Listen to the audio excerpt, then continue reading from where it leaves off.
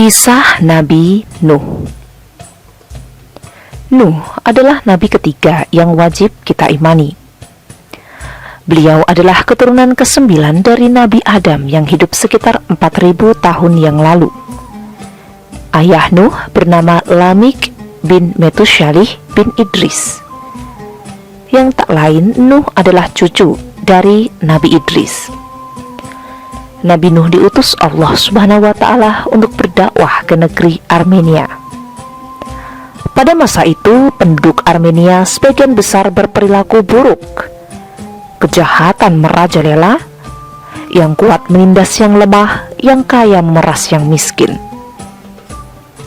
Selain itu, mereka juga penyuka sesama jenis, alias homo dan lesbi. Singkat kata, kemaksiatan terjadi di mana-mana. Penduduk Armenia benar-benar telah sesat. Mereka sudah jauh menyimpang dari ajaran Nabi Idris. Lebih parah lagi, penduduk Armenia asyik dalam perbuatan syirik. Mereka tidak lagi beribadah kepada Allah. Tuhan mereka telah berganti menjadi patung-patung yang bernama Wad, Suwa, Yagus, Yatuk, dan Nasr. Demikian nama patung-patung itu. Penduduk Armenia percaya patung-patung itu bisa memberi kebaikan bagi mereka. Patung-patung itu bisa menolak keburukan. Sungguh bodoh memang menjadi penyembah patung. Tak ada patung yang bisa bicara, apalagi memberi. Lucunya, patung-patung itu dibuat oleh mereka sendiri. Mestinya yang membuat itu lebih mulia daripada yang dibuat. Nabi Nuh dihina dan dicemooh. Nabi Nuh berdakwah untuk meluruskan berbagai penyimpangan yang banyak terjadi. Beliau mengajak kaumnya ke jalan yang benar. Saudara-saudara, aku ini Rasulullah.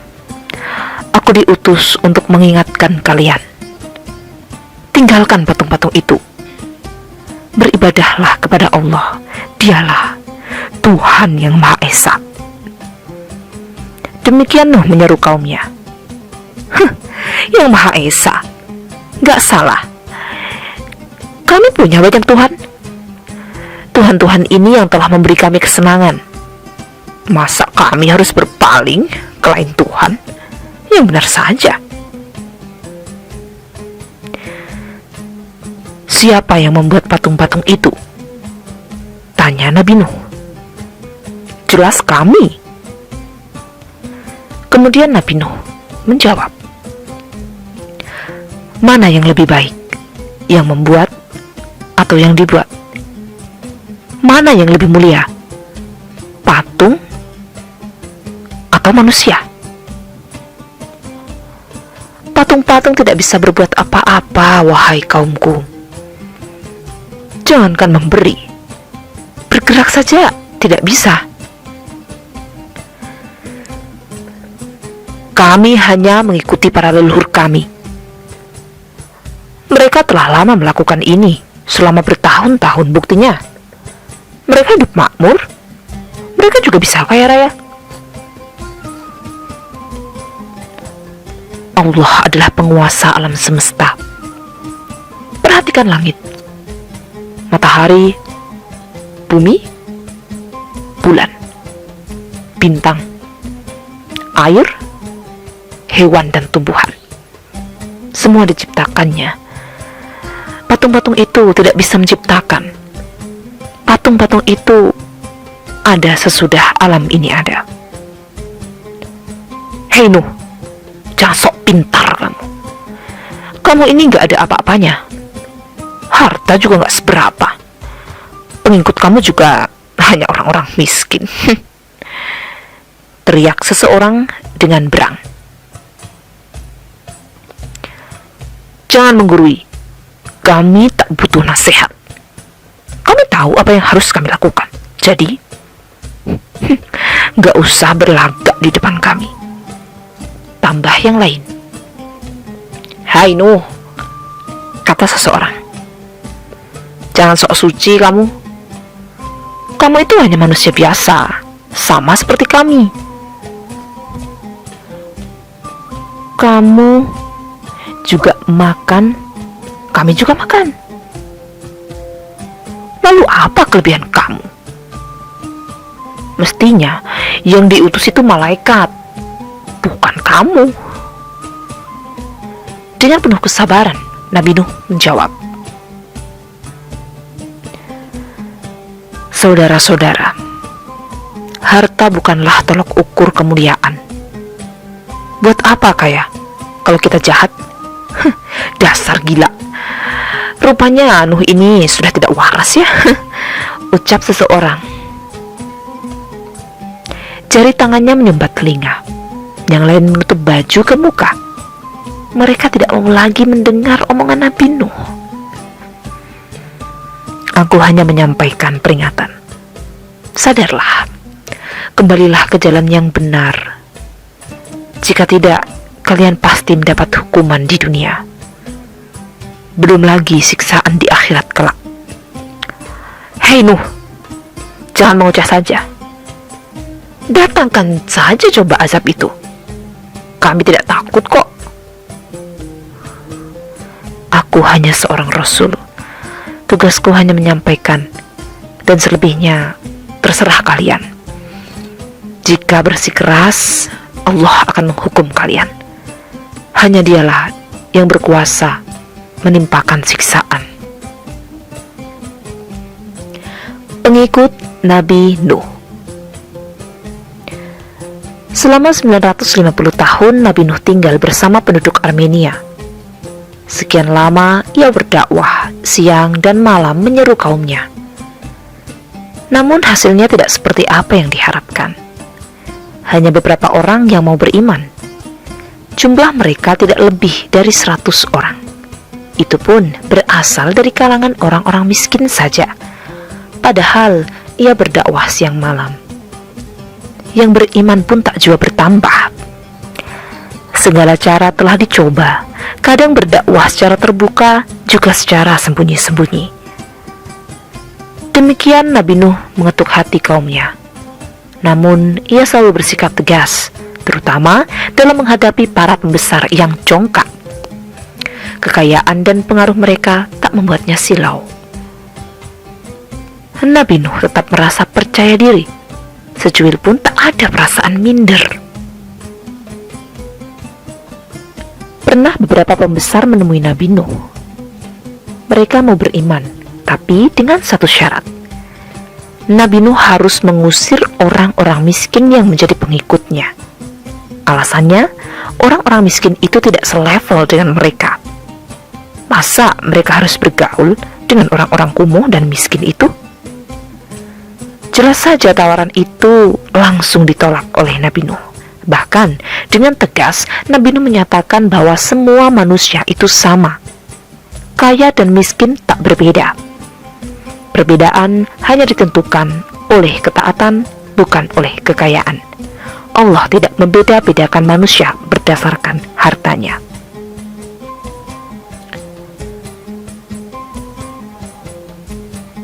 Perahu Nabi Nuh. Tidak hanya hinaan yang diterima Nabi Nuh, namun kekerasan pun sering dialaminya. Suatu ketika Nabi Nuh dan para pengikutnya diusir. Mereka dilempari batu. Hei orang-orang dungu, nyahlah kalian. Kalian tidak pantas tinggal bersama kami. Demikian orang-orang beriman diteriaki. Tak ada lagi harapan. Kesabaran juga ada batasnya. Kesesatan orang-orang Armenia sudah kelewat batas. Hati mereka seperti gelas tertelungkup. Nasihat apapun tak bisa masuk. Mereka telah diperbudak oleh hawa nafsu. Bisikan-bisikan setan lebih dengar daripada seruan Nabi Nuh. Harapan tinggallah harapan. Usaha pun sudah maksimal. Pengikut Nabi Nuh hanya itu-itu juga. Tak ada lagi penduduk Armenia yang mau beriman. Selebihnya terserah kepada Sang Pencipta. Nabi Nuh tak bisa berbuat apa-apa lagi. Hanya saja ia merasa kasihan kepada para pengikutnya, diteriaki, diusir, dan disakiti. Maka ia pun berdoa kepada Allah, "Ya Allah, habisi saja orang-orang kafir itu. Jangan biarkan seorang pun hidup, sebab mereka terus mengganggu, ya Allah. Mereka akan terus berusaha menyesatkan hamba-hambamu. Mereka juga hanya akan melahirkan anak-anak durhaka seperti mereka." Doa seorang nabi sungguh manjur. Allah mengabulkan permohonan Nabi Nuh. Tak lama kemudian, malaikat Jibril datang dan menyuruh Nabi Nuh menanam sebuah pohon. Bukan sebarang pohon, melainkan benihnya berasal dari surga. Benih ini akan tumbuh menjadi pohon yang sangat besar. Sebelumnya tidak ada pohon sebesar ini, kata Jibril menjelaskan.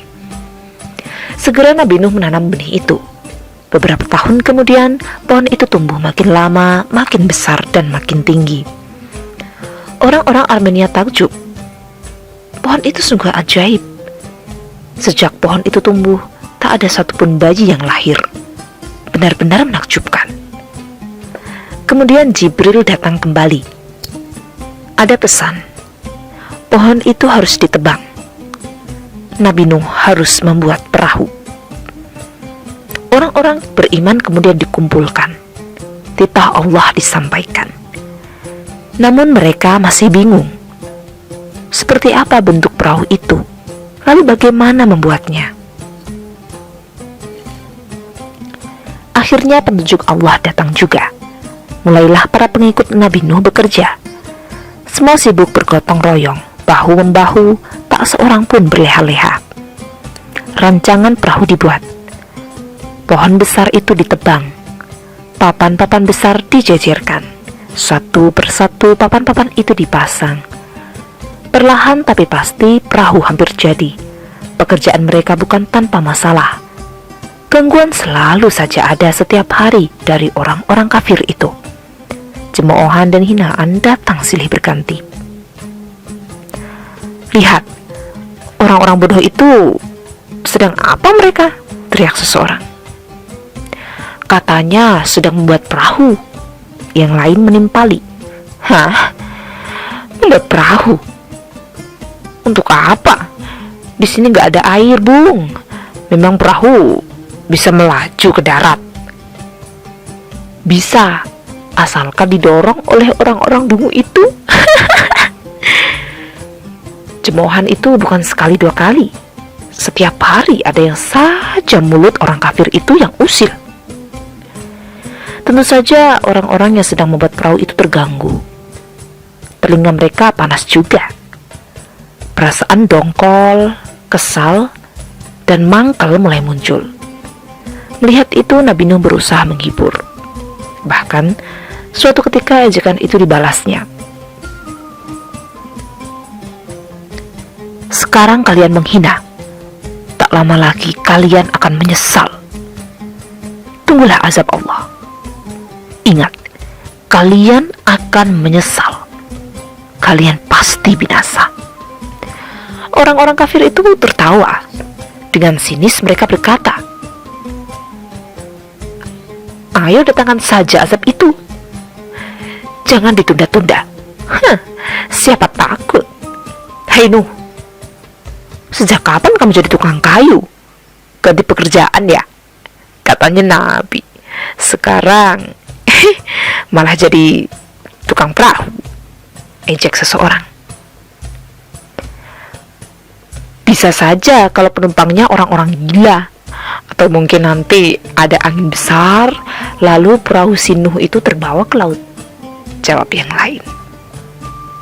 Banjir besar menenggelamkan bumi. Kesabaran selalu membuahkan hasil. Kerja keras tidaklah sia-sia. Perahu telah jadi, sebuah perahu yang sangat besar, dan ini merupakan perahu pertama di dunia. Tak lama kemudian Nabi Nuh menerima wahyu.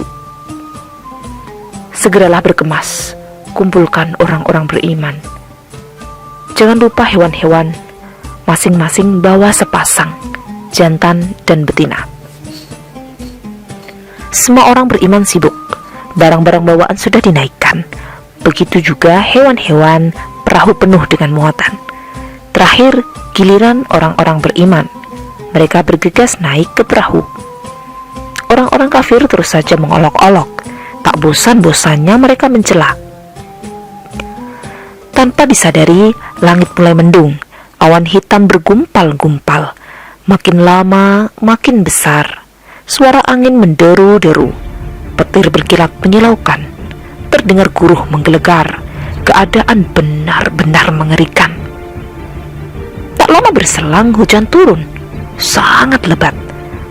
Air mengguyur bumi. Tak hanya hujan, mata air juga bermunculan, memancar di mana-mana. Dan bumi pun digenangi air. Makin lama, makin tinggi. Air bah melanda negeri. Banjir bandang menyapu kota. Bahkan gunung-gunung pun terendam. Tak ada lagi tempat berlindung. Perahu Nuh mulai bergerak dengan iringan Bismillah, Majroha wa Mursaha. Berlayarlah kapal Nabi Nuh. Gelombang menggoyang, angin kencang menerpa. Sementara itu, di sana-sini banyak orang berenang. Orang-orang kafir berenang melawan gelombang, bergelut melawan maut. Akan tetapi, tak lama mereka bertahan. Tenaga habis berkuras. Nafas mereka megap-megap. Lalu ombak datang bergulung-gulung setinggi gunung. Satu persatu orang-orang kafir itu tenggelam. Anak Nabi Nuh ikut binasa. Nabi Nuh kegeladak perahu. Badai semakin besar, cuaca bertambah kelam. Kadang terlihat tubuh orang-orang kafir mengembang diseret arus yang sangat deras. Lolongan minta tolong begitu menyayat. Namun air bah tak kenal ampun. Semua dibabat habis. Tiba-tiba Nabi Nuh melihat seorang pemuda. Ia tengah menaiki sebuah bukit. Nafasnya tersengal-sengal. Ketakutan nampak pada wajahnya. Ternyata Kan'an, anaknya sendiri. Timbullah perasaan iba. Bagaimanapun juga Kan'an adalah anak kandungnya. Serta merta Nabi Nuh manggil-manggil anaknya. Sekuat tenaga, ia berteriak, "Anakku, kemarilah, ikutlah bersama ayah. Segeralah bertobat, nak. Hanya itu yang bisa membuatmu selamat." Kan'an benar-benar durhaka, keras kepala dan sombong. Dengan pongah, ia menampik tawaran sang ayah. "Tidak, nyahlah dariku. Berlayarlah sejauh mungkin. Aku tidak sudi pergi bersamamu. Aku akan mencari tempat yang paling aman. Aku akan terus naik. Aku akan berlindung di atas bukit ini," teriak Kan'an. "Anakku, tak ada lagi tempat berlindung.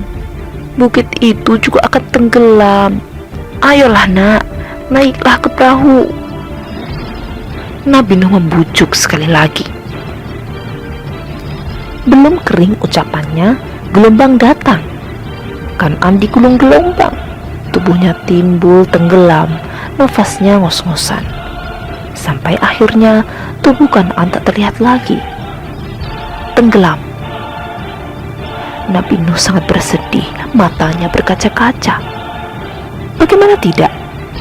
Baru saja ia menyaksikan kematian Kan'an. Kenapa putranya harus mati sebagai orang kafir? Tuhan, Kan'an itu anakku. Dia itu darah dagingku. Dia adalah bagian keluargaku, ya Tuhan, ujar Nabi Nuh sambil menangis. "Hai Nuh, Kan'an bukan keluargamu. Dia telah menolak seruanmu.